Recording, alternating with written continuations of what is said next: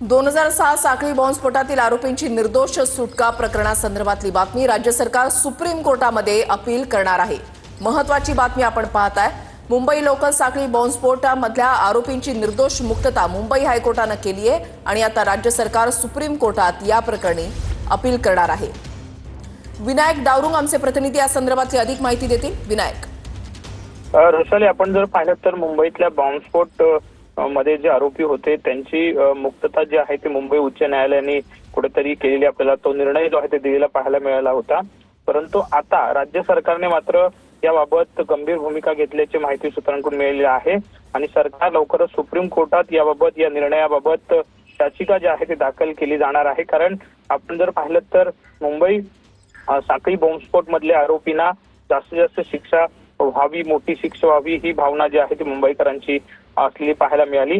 तरी सुद्धा आपण आजचा निकाल जो मुंबई उच्च न्यायालयाचा जो पाहिला तो कुठेतरी आरोपींना मुक्तता जी आहे ती या संपूर्ण याच्यातून दिलेली पाहायला मिळाली आणि त्यामुळे सरकारने आता कुठेतरी दखल या निकालाची घेतलेली आहे आणि सुप्रीम कोर्टात जे आहे ते सरकार आता जाणार असल्याची माहिती सध्या सूत्रांकडून मिळाली.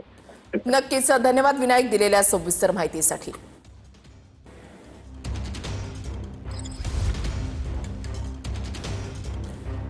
मुंबईच्या लोकल ट्रेनमध्ये 11 जुलै 2006 रोजी झालेल्या 7 बॉम्बस्फोटामधील 12 आरोपींना उच्च न्यायालयानं निर्दोष सोडलेलं आहे. सत्र न्यायालयानं त्यांना दोषी ठरवलेलं होतं आणि आरोपींपैकी काही जणांना जन्मठेपेची तर काहींना फाशीची शिक्षा सुनावण्यात आलेली होती.